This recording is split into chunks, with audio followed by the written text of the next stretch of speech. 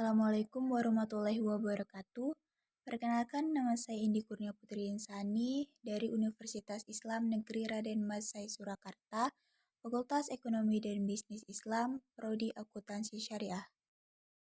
Pada video ini, saya akan mewawancarai seorang narasumber yang berprofesi sebagai guru dan juga sebagai ibu rumah tangga. Adapun topik yang akan kami bahas yaitu mengenai penerapan manajemen waktu pada keseharian beliau. Untuk lebih jelasnya, yuk disimak.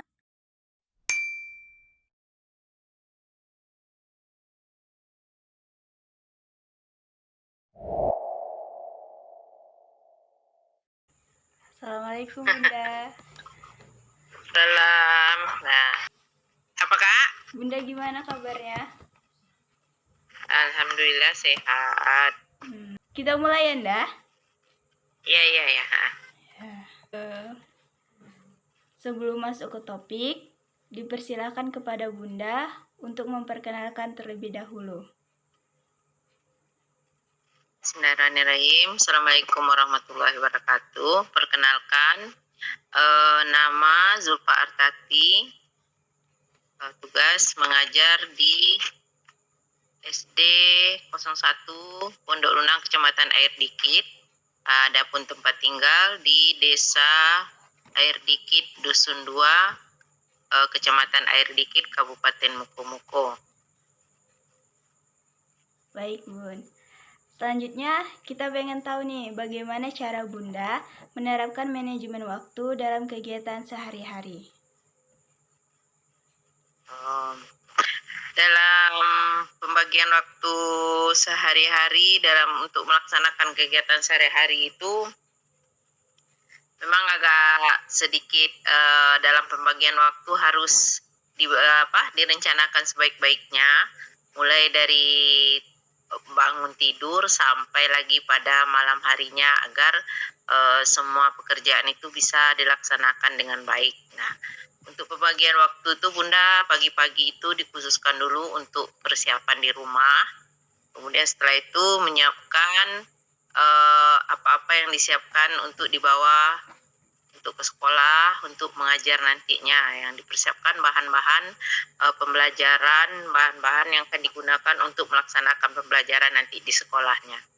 Nah, itu pagi-pagi itu udah Bunda siapkan. Kalau mungkin ada mungkin pembelajaran yang berkaitan dengan media untuk pembelajaran itu terlebih dahulu disiapkan pada malam harinya.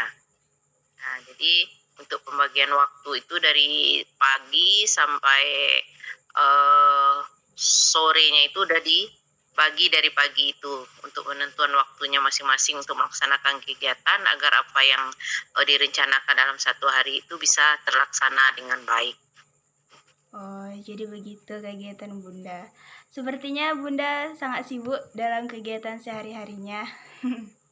Ya. Pertanyaan selanjutnya, menurut Bunda apa saja yang harus diperhatikan dalam penerapan manajemen waktu? Dalam penerapan manajemen waktu itu yang terutama sekali yang harus kita perhatikan yaitu masalah pembagian waktunya. Karena untuk memanage waktu itu tanpa kita bagi sesuai dengan apa yang akan kita laksanakan, maka sudah bisa dipastikan rencana kita dalam satu hari itu tidak akan bisa tercapai. Dari dalam manajemen waktu itu, cara pembagiannya itu kita terlebih dahulu kita tentukan dulu apa kegiatan yang harus kita kerjakan pada dalam satu hari itu.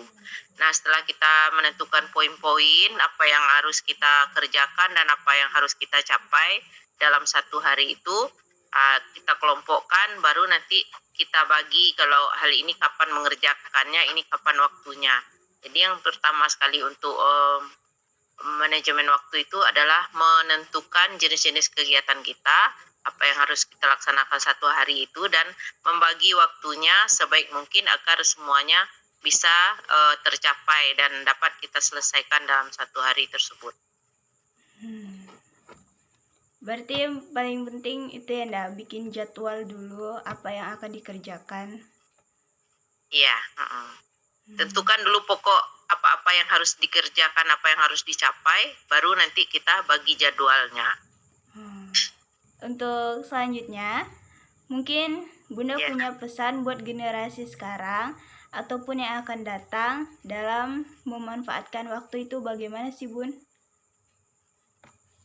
Kalau pesan untuk para generasi muda, baik itu bagi pelajar ataupun mahasiswa, dalam memanfaatkan waktu itu diusahakan memanfaatkan waktu itu semaksimal mungkin, dan diusahakan apa yang akan dikerjakan diutamakan yang lebih penting terlebih dahulu. Jangan sampai kita mengerjakan sesuatu yang tidak bermanfaat sehingga waktu kita terbuang percuma.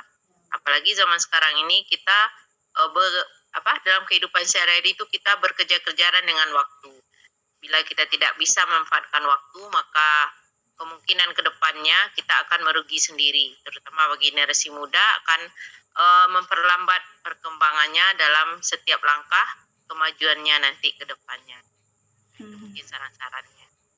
Kalau menurut Bunda, kalau kayak peribahasa waktu itu ada uang itu bagaimana, Bun? Kalau kita lihat peribahasa waktu itu adalah uang itu mungkin benar. Kalau waktu itu adalah uang itu maksudnya kalau kita lihat sekarang ini bukan hanya untuk orang tua aja, tapi juga untuk anak muda. Waktu itu adalah uang. Jadi bagi anak muda yang lalai dalam memanfaatkan waktu, maka dia tidak akan dapat uang. Dalam artian bukan uang itu, bagi anak muda yang lalai dalam waktunya, memanfaatkan waktunya, maka akan sulit dia mencapai keberhasilan. Apabila seorang tidak berhasil akan tidak mendapatkan uang. Jadi memang betul semboyan waktu itu adalah uang. Jadi setiap waktu itu kalau kita memanfaatkan dengan baik, dia akan menghasilkan uang dengan baik pula. Terakhir nih, Bun. Setelah mendengar penjelasan Bunda, dapat Indi rangkum bahwasannya penerapan manajemen waktu dalam kehidupan sehari-hari sangat diperlukan, dengan tujuan agar kegiatan kita dapat berjalan dengan baik. Apakah benar begitu, Bun? Iya, betul sekali. Betul, 100.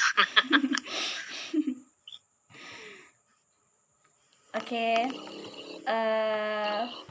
Berhubung waktunya terbatas,